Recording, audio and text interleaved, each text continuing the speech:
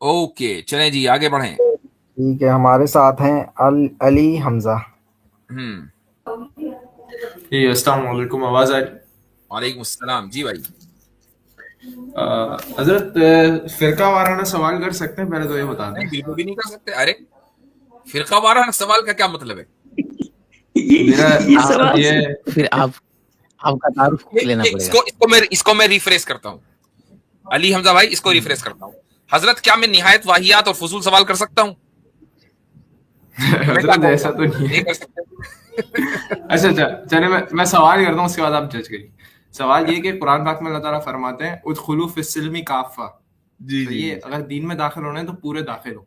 जी। सही है, तो अब जो डिफरेंट फिरके हैं इस्लाम में, हर फिरके की अपनी अलग बाउंड्रीज है कि मेरे हिसाब से ये दीन है। तो अब मेरे नजदीक, अगर मैं बिलफर सुन्नी हूँ, तो मेरे नजदीक जो है शिया जो है वो पूरे दिन में दाखिल नहीं है। अब मैं उन्हें डंडे के जोर पे सुन्नी बनाऊंगा, शियाओं के नजदीक वो मुझे डंडे के जोर पे शिया बनाएंगे। तो इस तरह फिर उदखुलू फिस्सिल्मी काफा में सही कौन हुआ? तो क्या ये अगर जो मैं सुन्नी डंडे हूं का तो मेरे आपने लिए इजाफा क्या किया है, वाजिब हो गया कि मैं? ये जो डंडे का आपने इजाफा किया है, ये कहां से किया है? नहीं, तो उदखुलू फिस्सिल्मी काफा, ये अल्लाह ताला ने हुक्म दे वो तो दिया ना। है। उदखुलू डंडा फिस्सिल्मी काफा बिल डंडा, ये कहां से? ये तो लफ्ज नहीं है ना उसमें कहीं। बिल डंडे, नहीं, तो बिल अगर डंडा दीन तो इस तरह लाइक्रा की ये है। फिफ्टीन से कोई डंडा लफ्ज खत्म नहीं हो रहा है। है। ये ये आप अच्छा, डंडे का तो इजाफा अपने घर से लेकर आए हैं। इसमें क्या मैं किसी शख्स को जबरदस्ती नहीं ला सकता? जिस तरह अगर मुझे लग रहा है वो पूरे दिन में नहीं है और मेरे वो भाई, मेरे दीन का मजाक होता बना क्या है, रहा है। चूंकि आप मोस्ट लाइकली, मुझे लग रहा है कि पाकिस्तान से ताल्लुक रखते हैं। पाकिस्तान के कुछ इलाकों में अगर हालात नासाजगार हैं फिरके वारियत की बुनियाद पर, तो इसका मतलब हरगिज ये नहीं है कि आप इस्लाम को या इस्लामी लिटरेचर को आप मुरीद इल्जाम ठहराएं। ये कुछ अफराद की दिमागी कैफियत तो हो सकती है कि जी वो डंडे के जोर पर दूसरों को मजबूर करना चाहते हैं। ये वो उन अफराद की अपनी दिमागी कैफियत है, उसका ताल्लुक किसी भी इस्लामी लिटरेचर से नहीं है। सही है, सही है, सही है, बेहतरीन बात हो गई। अच्छा, दूसरा सवाल मेरा ये था कि मेरा एक हिंदू फ्रेंड है, उससे मेरा डिस्कस हो रहा था।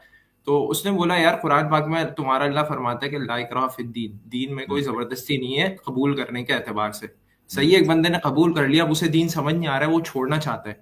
तो लेकिन फिर इस्लाम उसके ऊपर वो सजाएं क्यों लगाता है कि इसको 3 दिन का टाइम देके फिर इसको कत्ल कर दिया जाएगा? तो मैंने अच्छा। बोला कि जी, जी मेरी बात तो सुने, मैं जी जी। समझता हूँ ये बात।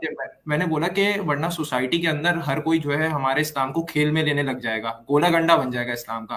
कोई भी आएगा उठा के इस्तेमाल करके छोड़ के चला जाएगा। तो उसने बोला, तो फिर क्या तुम्हारा दीन इतना इतना क्या कहते हैं कमजोर है कि वो तुम्हारी सोसाइटी को कंट्रोल नहीं कर सकता? ठीक। उसमें इतना ट्रुथ नहीं है? ठीक। तो मैं उसे इस बात का जवाब नहीं दे पाया। अब मैं जवाब दे देता हूं, इफ यू डोंट माइंड। आप इंडिया के हैं, पाकिस्तान के? मैं पाकिस्तान से हूँ, कराची से हूँ। पाकिस्तान से। चलें, वो हिंदू इंडिया का है कि पाकिस्तान का है? वो भी पाकिस्तान से ही है। वो भी पाकिस्तान का है। चलो भाई, ठीक है। आपने आर्मी ज्वाइन की, ठीक है। उसके बाद आपने कहा कि नहीं, मैं तो शामिल नहीं होता, यानी ज्वाइन करने के बाद अब आप ये कह रहे हैं कि मैं तो निकल रहा हूं और मुझे आर्मी सर्व नहीं करनी है। और सही है। आपको और आपको जो है आर्मी की तरफ से, मान लीजिए हालत जंग है, तमाम फौजियों को जिन्होंने जब कभी भी आर्मी ज्वाइन की है, इवन जो रिटायर्ड हो गए, उनको भी बुला रखा है। आप मना नहीं कर सकते हैं, आपको शामिल होना पड़ेगा। अगर आप मना करेंगे तो ये कोर्ट मार्शल है। लेकिन अगर आपने कभी आर्मी ज्वाइन ही नहीं की, अब आपको मजबूर नहीं किया जा सकता कि आप आर्मी ज्वाइन करें। कोई कोर्ट मार्शल नहीं, आप सिविलियन है। तो जब तक कि आपने ज्वाइन नहीं की, कोई मजबूरी नहीं है। जब ज्वाइन कर ली तो मजबूरी है। ये इस दुनिया का भी निजाम है। ये निजाम क्यों है?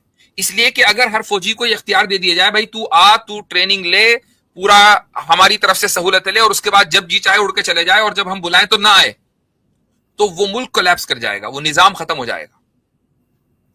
ऐसे ही अगर कोई शख्स जब मर्जी आए इस्लाम में दाखिल होकर, जब मर्जी आए दूसरी तरफ से निकल जाए, तो ऐसी बहुत बड़ी तादाद होगी जो सिर्फ इसलिए इस्लाम कबूल करेंगे कि इस्लाम से निकलना है, ताकि दूसरे लोगों को अपने साथ खींच के ला सके। जो कमजोर लोग हैं, मुनाफिकीन इसी तरीके से इसीलिए इस्लाम कबूल करते थे कि हम करेंगे, एक दरवाजे से दाखिल होंगे, दूसरे दरवाजे से निकलेंगे, ताकि दो चार हमारे साथ कमजोर किस्म के लोग भी मुतासिर होकर निकल कर आ सके।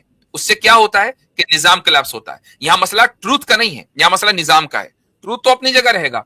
एक भी मुसलमान अगर दुनिया में बाकी न रहे, कोई एक शख्स भी अगर खुदा को मानने वाला ना हो, कोई एक आदमी भी अगर रसूल अकरम सल्लल्लाहु अलैहि वसल्लम के पैगाम पर अमल करने वाला ना हो, तब भी पैगाम की हक्कानियत और उसकी सच्चाई अपनी जगह बाकी है, लेकिन निजाम बाकी नहीं रहेगा। निजाम का प्रिजर्वेशन भी इंपॉर्टेंट है। जो आपने कहा ना उदखुलू फिस्सिल्मी काफ़ा, वो कैसे होगा जब निजाम प्रिजर्व होगा? वो तो प्रिजर्व नहीं रहेगा, वो कोलैप्स कर जाएगा। सही है, सही है। बहुत बहुत शुक्रिया, आपने मेरी जो है एक कंफ्यूजन था। अच्छा, उसके अलावा एक और बात थी कि चले अब अपने अगले अगले बंदे के पास जाना है। चले, फिर सही है, करेंगे। चलो जज़ाकल्लाह ठीक है। बहुत शुक्रिया।